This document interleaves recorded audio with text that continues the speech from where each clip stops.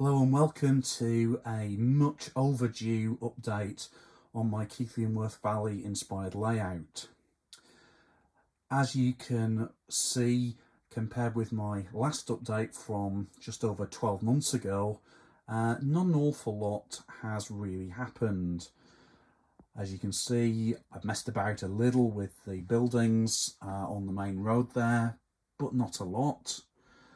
I've added a few bits and pieces to the platform area of the station, and this area is probably the one that's got the most in the way of alterations. Following on from that last video, I did complete the area with the church, although I do recognise that I haven't in fact put any pathway on from the pavement to the chapel itself or around the chapel, although I have included some gravestones and a tree in the Baptist chapel grounds. Coming back to this area, you can see there is a camping coach of sorts, which is the standard Pico kit. Quite a nice little kit. I've definitely still got a lot to learn in terms of weathering and general painting. If you look over here, you'll see that the street scene has been coming along from the crossroad or the T-junction here, with various things going on, the majority of which are standard planted buildings, as you'll recognise from the Hornby range primarily. You'll also see some pavement, which is the Pico or ratio York block paving.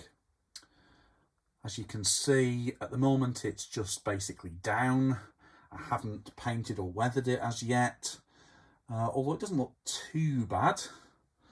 Coming along a bit alongside the road, you can see there's a corner of sorts. I think I was a little impatient in getting that down, and it certainly needs a little bit more work as yet. And the idea is that there will be some kind of tunnel entrance there, and possibly a mirror kind of surface to give the impression of depth through the tunnel. Coming onto here, I've added another house with a nice front garden scene. I believe this is a Harburn Hamlets ready to plant item, with some Hornby walling around it. And again, just to the rear, I've got some ideas for it, but I've run out of the particular kind of walling I've been using. So those are just a few little items there. I've also got the intention to include this little diorama that I made probably about 3 years ago now as part of the back scenery at this kind of point. But obviously it'll need to be melded in with some plaster bandage and various other things, I should imagine. But for now, I just want to run some trains really. So hopefully you're going to enjoy that. And then after a short while, I'll talk about some of the more recent rolling stock that I've got my hands on. So here we go. I hope you're not too dizzy from this. I've definitely got a lot to learn about videoing.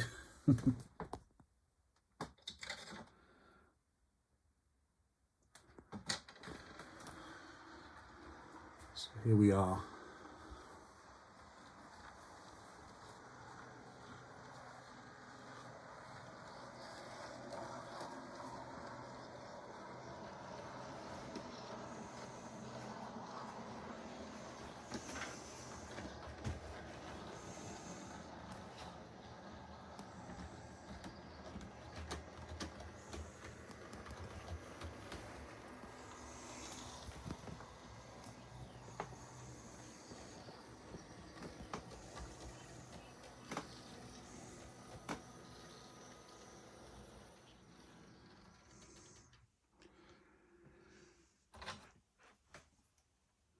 And now for something a little bit different.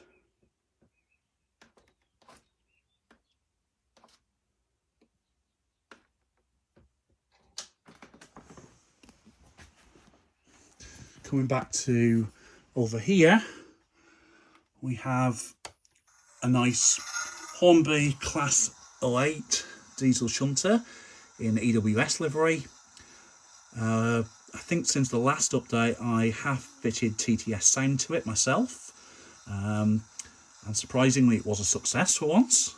But I'm going to run her round and allow her to bring out some rolling stock in a moment. So here we go. Apologies for the non-prototypical running speed that you're going to see in a moment as she comes out.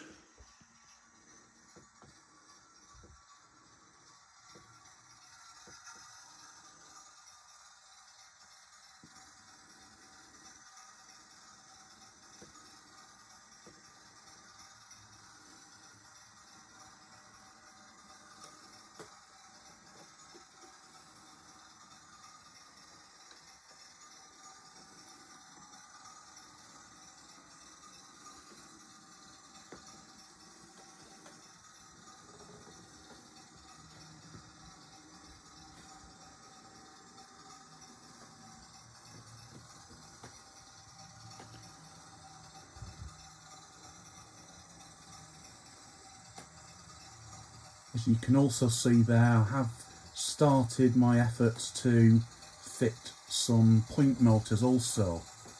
We'll come to that in a minute.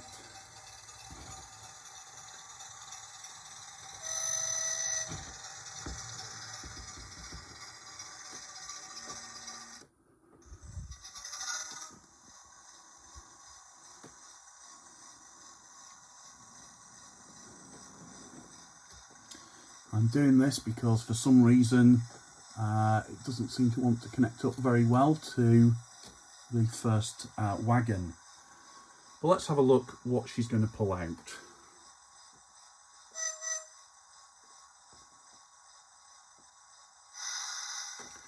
Here we go. Well, a nice weathered Barkman HEA wagon, I believe. Followed by a Hornby Coalfish wagon in EWS livery. Next up, a couple of YCV turbot wagons from Dapol. Quite a nice model, really. Although, to my taste, the distance between them when connected up is rather a long one. So perhaps there's something I can do about that to make them a little more prototypical. We'll have to see. And then coming up at the rear of this train are some KWVR models, Redland liveried wagons. If only I can remember what they're actually called. But rather than having bought them brand new, I managed to find a seller on eBay who had some seconds with one or two small defects for what is really a very reasonable kind of price. And I thought at around £17 including postage each, it was worthwhile getting hold of a small rake of them. And to be honest, they look really, really good. The detailing on them is spot on. They're nice and free-flowing. Which is perhaps more than can be said for my Hornby 08, although I suspect it's down to the lack of track cleaning lately. But hopefully I'm going to be spending a little bit more time in here working on things in the near future. So here we are, yes, the KWVR models, Redland carriers, nice wagon, lovely detailing, definitely one I would recommend.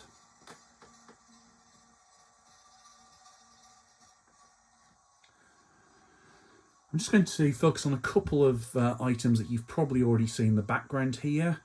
The ones of which I may well do a proper review video in the, I say, hopefully not too distant future. Here's a lovely box set of the pretty new Acura scale container wagons, container flats, and these are the special edition ones that are exclusive to Rails of Sheffield in the CPL distribution livery. So as I say, hopefully I will do an unboxing review video of those fairly soon. And also to the left of that is Bachmann's newly retooled J72 tank engine. Now this one is the Bachmann Collectors Club exclusive. It is of the one engine that still exists, and it's in BR Green livery, which I believe is what the actual one is currently painted in. As yet, I haven't chipped this, so it's analog only, and as this layout is DCC, I'm not able to run it at present, but hopefully before too long I'll get a decoder, and then perhaps again can do an unboxing and review video. Thank you for watching this video. It is, as I've said, rather overdue, but I hope that you have found it enjoyable, informative, entertaining, and hopefully a sign of things to come more often. Thank you again, and please subscribe to this channel, please like the video, and please leave any feedback that you'd like to do. Thank you. Bye.